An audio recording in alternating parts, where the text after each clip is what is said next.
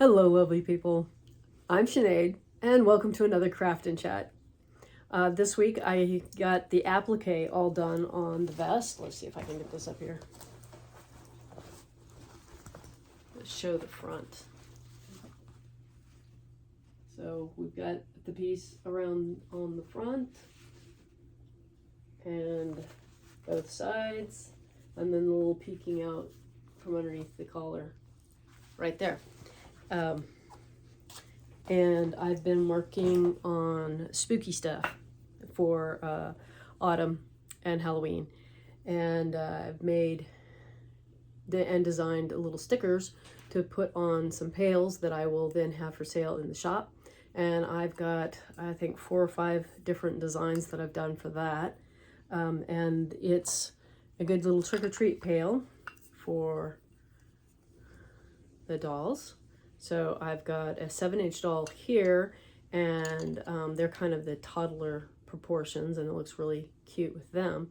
But I think it also works really well with like the 12-inch, 13-inch fashion doll, more proportioned, I guess, preteen dolls. So it would work, you know, in that too, and also works. Essie's gonna go trick-or-treating, he says. See, he says, I'm taking it. I want all that candy. I'm gonna go. I've got my hat. And I wish I could go trick-or-treating. Don't forget to go back to the previous Craft and Chat that was put out on August 21st to comment so that you can be included in the giveaway. Today is the last day that I'm going to have it available for you to comment. And you know, you don't want to miss out on those little cute little dragon opportunity, you know, just that chance. So go back and comment on that. And it'll be, I think, 2 weeks before I announce the winner. So patience on that one. And let's see. Oh, this Friday, I won't be working on the cardboard dollhouse because I needed to do a more a simpler project. There's a lot that goes into getting each stage of that cardboard dollhouse filmed and produced. So I'm going to do a photo booth for your fashion dolls construction. It's a tiny little box. I got the idea this week from a comment on one of my photos because I have built-in shelves that I put my fashion dolls on. And it kind of looks like a special photo booth. So I want to show you how simple it is to put together a box and decorate it for the purposes of displaying your fashion doll, whether it be Barbie or one of the Tonner dolls or Jean, any of those dolls that you want to really kind of just have a spot to put them to show off their fashion. So that'll be on Friday. And what else? I have no idea, but today I'm going to sew some more on my vest. I'm working on the lining right now, and so I'm going to turn the camera around. You can watch me sew on the vest. So I actually found a piece of black for this part, and I'm guessing you probably saw that down the center I have a patterned piece that I used for the lining there. I don't know why I didn't use black linen, except that I like that fabric, and it was a good way to use it. Sometimes I like to patch or use fabrics that just they don't have anything to do with matching, or it's on the inside where no one's gonna see it when I'm wearing it, and it's just kind of a special fabric. So I put it on the inside of the garment just for fun. Do you ever patch like that, or line your clothing with fun fabrics that just because you like them?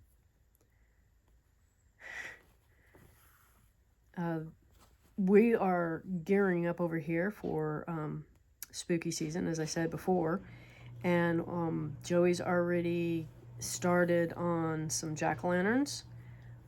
That's pretty exciting. I always love it when the first jack-o'-lanterns come out of the pottery shed.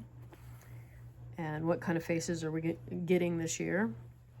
The first one's cute. So I've got a pin here going the wrong way. And the apples are getting closer to ripe. Yes, we're watching those apples. I'm actually going to be able to eat some of them this year, I hope. I haven't been able to eat fruit for a while, and this summer I haven't had any problem and have been able to eat fruit, so that's been nice. And maybe, I don't know if we'll actually do anything with the apples other than just eat them. Us and the deer. The deer eat some of the apples too. They always act like, ooh, we got caught when I see them out there. They are rather shy of us, but not so shy as to stay completely out of the yard. They, I think I've said before, love the rose bush so much that I have put a fence around it, just around the rose bush, tall enough to try and keep all the blossoms on the inside of that. And I have met with only a little bit, well, this year's been the best. This year I made the fence taller. And so we've gotten been more successful at keeping the deer from eating the roses. But I had a late bud come out, and it is actually not just taller than the fence, it's over the edge of the fence. So I'm not sure that's going to make it, and I actually forgot to check today when I was out there. I took a picture of it with one of my dolls a few days ago, or maybe it's been a week. I don't know. Time is elusive for me. I think we're to the end of the area that's open here.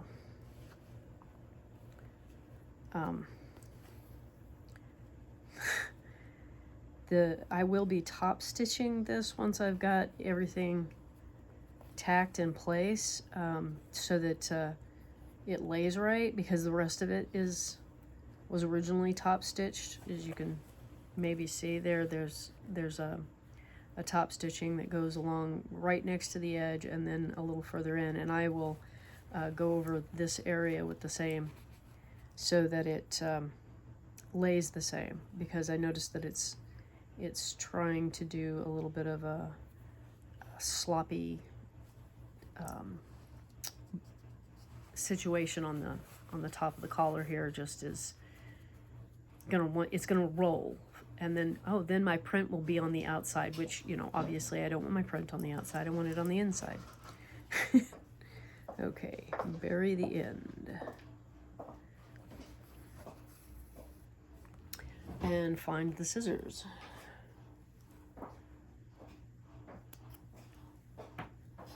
Are you excited for spooky season? Is that something, do you just call it autumn? Pumpkin pies and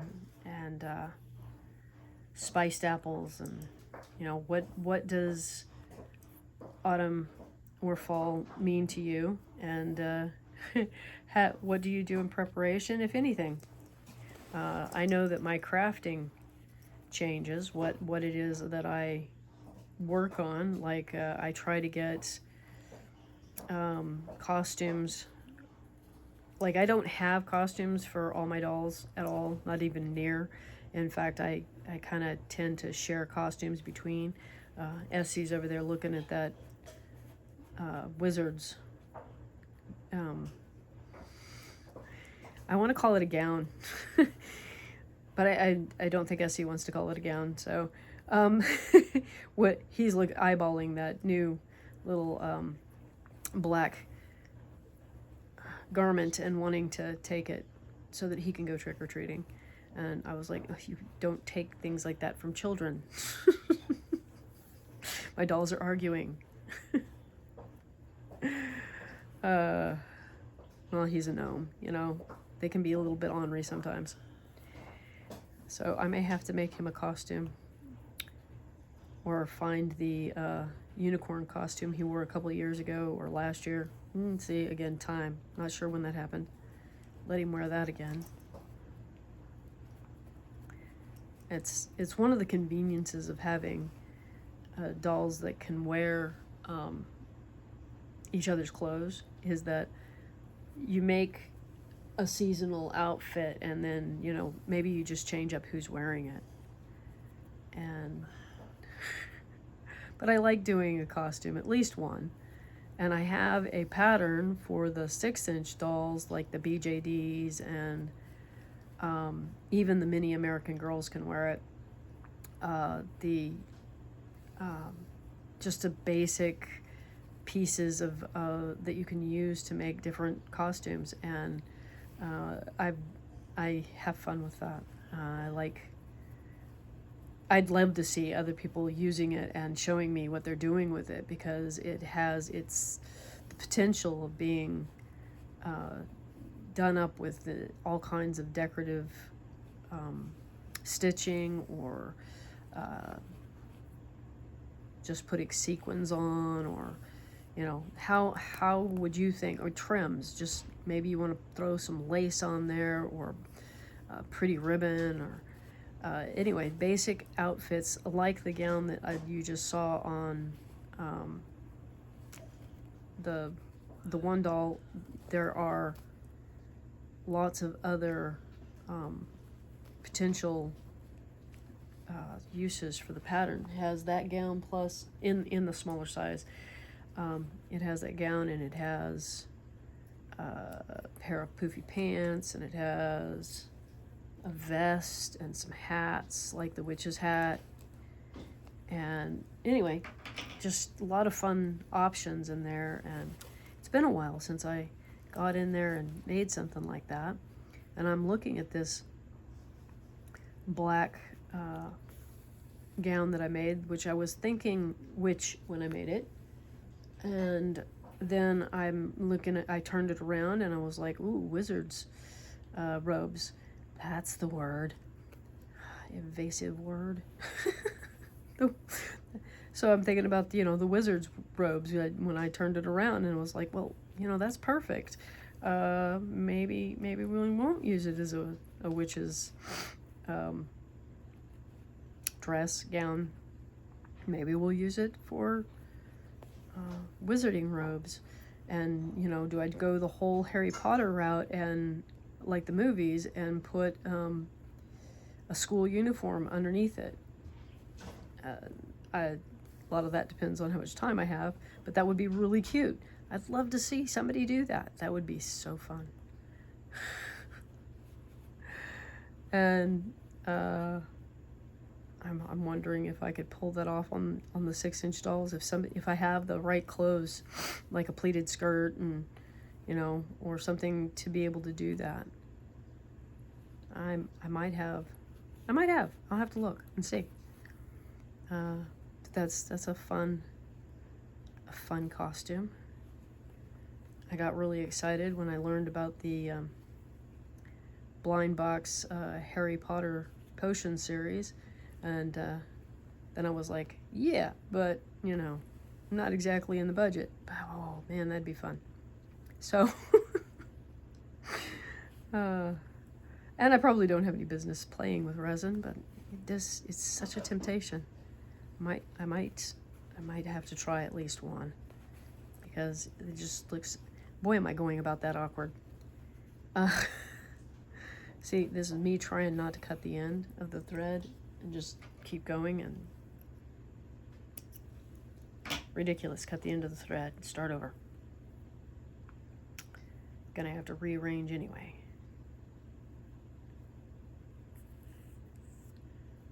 And what other?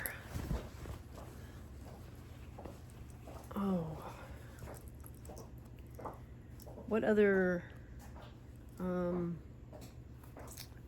things are what other things are special about the changing weather and the changing season? And do you go straight to the fun of Christmas, or do you have some other holiday that you look forward to? I'd love to know. We really enjoy the Yule season and look forward to that. The spooky season stuff, I mostly get to experience and enjoy that through my dolls. We don't have, like a neighborhood where kids trick or treat, which would be totally fun. And I don't have grandkids to watch get dressed up or anything like that. So, yeah, it's a matter of, what about this season do I get to enjoy? Well, I get to enjoy dressing my dolls. And then, and watching the apple tree, apples on the apple tree ripen up, and the leaves, the maple leaves, those are fun. And we call them twirlygigs, the seeds from the from the maple tree. And we have discovered that those are edible, and well, actually almost everything about a big leaf maple is edible. You might not like the flavor, but it is actually edible. And I have taken those new sprouts in spring, and I have, they're better if you cook them. And I think the way I did them last spring, there might have been breading involved. I can't remember. But I've been eating more bitter greens lately, and they definitely qualify as a bitter green. And I think that if I do them in the spring, I will eat them with more vinegar, because I have discovered balsamic vinegar and rice wine vinegar really pair well with the bitter greens, and make it a much more enjoyable food to eat. I know Americans don't have much tolerance for the bitter greens in our diets, but we should. They're kind of important. And so if you can find a way to make them tastier, you might eat them more often, and that's always good. But I think that's what I would do, I'll try that more with vinegar. But you dry the seeds and grind them up and use them as a flour in place of wheat or rice or whatever flour it is that you can use the maple. And there has been some talk around here about gathering them and drying them and using them, and I will be definitely interested in finding out what that's like. I don't know. I'm not highly motivated to be the one to gather and dry, but I'm on board for tasting it, trying it. So it's all whether or not somebody else decides they have the energy for that experiment. And hey, I'll let you know if somebody does. That could turn out to be an interesting thing to try. I've been doing, a lot of baking. I used to love baking and haven't done a lot since dietary restrictions kind of made baked goods off the table. Sugar, I couldn't process it at all, and so and since most baked goods have some kind of sugar in them, I hadn't been doing a lot of baking. And interesting here is that I'm still not feeling like I should eat a lot of sugar. It's still not it's probably just not a good idea in general to eat a lot of sugar. So I have been coming up with alternatives, and one that I have found surprising has been sweet potato in place of sugar. It also makes for a very moist, well, like a cookie. It adds a lot of moisture to the baking. So if you like a crispy, it's probably not the best answer, but I like a chewy cookie, and I have been using it. And it's the sweet potato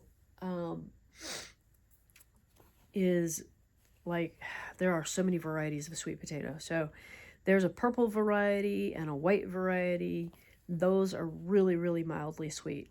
And then there's the yam, which is probably, I would put it as twice as sweet as the other two.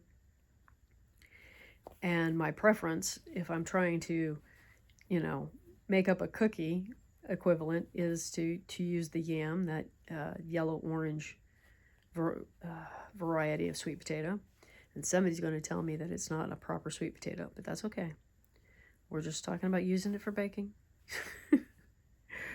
And I've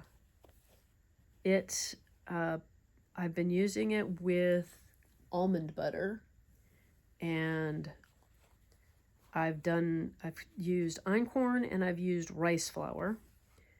And I think the tastiest version, okay, so almond butter and rose water work really well together. And the yams and cinnamon and cloves and that sort of thing work really well together. So I went both directions, different times. I like the rose water cookie with, where that, I think I put vanilla in there as well. So the rose water and the vanilla were my spices with the almond butter. And see, it's got yam, almond butter, flour, and I like the texture of the einkorn better than the rice, but the flavor on the rice I think was actually a little better. The other ingredients are like baking powder and salt. And that's basically all that's in there. And so yesterday I made it up with cinnamon and cloves, and it's pretty good. It's not, a sweet treat like an American sweet treat. It's more mild, like your butter cookie, your Scottish butter cookie. It's in that flavor range. It's not heavily sweet at all. Very, very mildly sweet. Anyway, if you find yourself needing to, or just wanting to try something different in the world of baking, try yam in place of your sweetener. And with that, we have one side all done, and I think we're gonna call it for today. I hope you have a wonderful week and a delightful day, and I will see you on Friday with that photo booth project. Bye-bye.